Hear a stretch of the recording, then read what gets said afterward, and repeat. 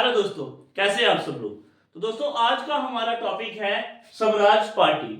तो स्वराज पार्टी कब बनी? 1923 में। ठीक है। तो हुआ क्या था दोस्तों, हमने नॉन कॉपरेशन मूवमेंट के बारे में पढ़ा।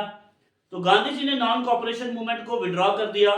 क्यों किया था? क्योंकि वहां पे चोरी चोरा में जो 22 पुलिसमैन को जिंदा जला दिया गया, चोरी चोरा इंसिडेंट 1922, जो हमने इससे पहले वाली वीडियो में डिस्कस किया था। ठीक है। तो इसके कारण क्या हुआ, नॉन कॉपरेशन मूवमेंट भी गांधी जी ने रोक दी।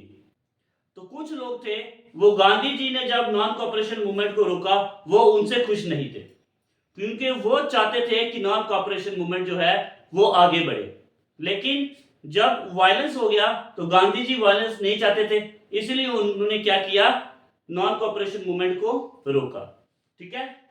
उसके बाद इंडियन नेशनल कांग्रेस की एक मीटिंग होती है दिसंबर 1922 में। ठीक है।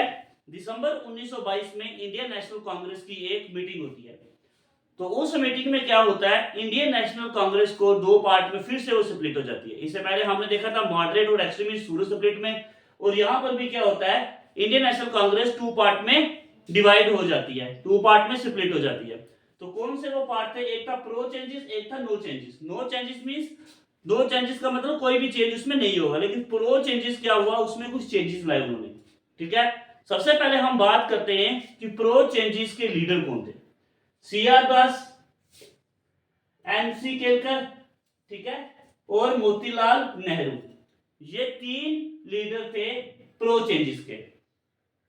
तो प्रो चेंजेस की क्या डिमांड थी? अब उन्होंने बोला जो बॉयकॉट का मेथड जो गांधी जी ने अपनाया, ठीक है, इसको खत्म कर दो।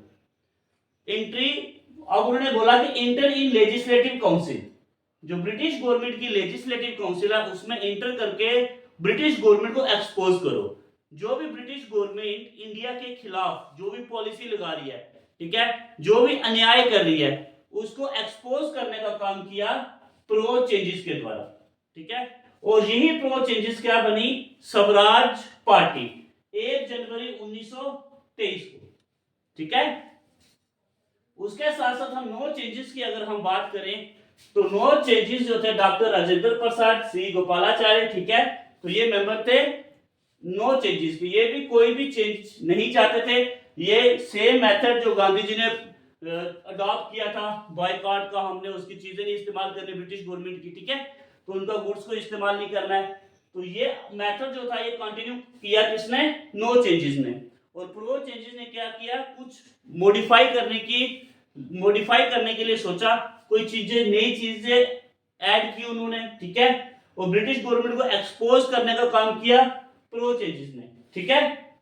प्रो चेंजेस की अगर हम बात करें तो वही स्वराज पार्टी बनी, और वही आगे चल के क्या करती है, इलेक्शन में भी उन्होंने कंटेस्ट किया, इलेक्शन में भी उन्होंने पार्टिसिपेट किया। ठीक है। और उनको बंगाल और सेंट्रल प्रोविंसेस जो थी वहां पे उनको मेजोरिटी भी मिली 1923 में।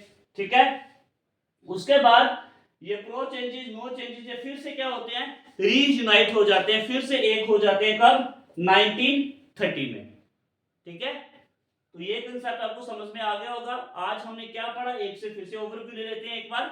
देखिए, सबसे हमने देखा नॉन कॉपरेशन मूवमेंट जब सस्पेंड हुई, जब नॉन कॉपरेशन मूवमेंट विड्रॉ की गई गांधी जी के द्वारा, कुछ लोग उसे सेटिस्फाई नहीं थे। तो उसके बाद एक सेशन किया जाता है, ठीक है, दिसंबर 1922 में। इस सेशन में कांग्रेस को दो पार्ट में स्प्लिट कर दिया जाता है, pro changes, no changes. No changes means कोई भी बदलाव नहीं, प्रो चेंजेस ने क्या किया, कुछ बदलाव लाए। उनके कुछ लीडर जो थे, मोतीलाल नेहरू, सीआर दास, एनसी केलकर, ठीक है, और उन्होंने जो मेथड, जो गांधी जी का मेथड था नॉन कॉपरेशन मूवमेंट जो उन्होंने अडॉप्ट किया था, उसको वो उन्होंने नहीं यूज किया। उन्होंने बोला हमने बायकॉट नहीं करना है, हमने ब्रिटिश गवर्नमेंट को एक्सपोज करना है। ठीक है। तो वही आगे चल करके स्वराज पार्टी बनती है और पार्टिसिपेट करती है इलेक्शन में, और कुछ जगहों पे उनको मेजोरिटी भी मिलती है, और जो फिर से रीयूनाइट हो जाते हैं 1930 में। ये था हमारा आज का छोटा सा टॉपिक। उम्मीद करता हूँ स्वराज पार्टी आपको समझ में आ गया होगा। तो नेक्स्ट वीडियो में नया टॉपिक लेकर के आएंगे। धन्यवाद।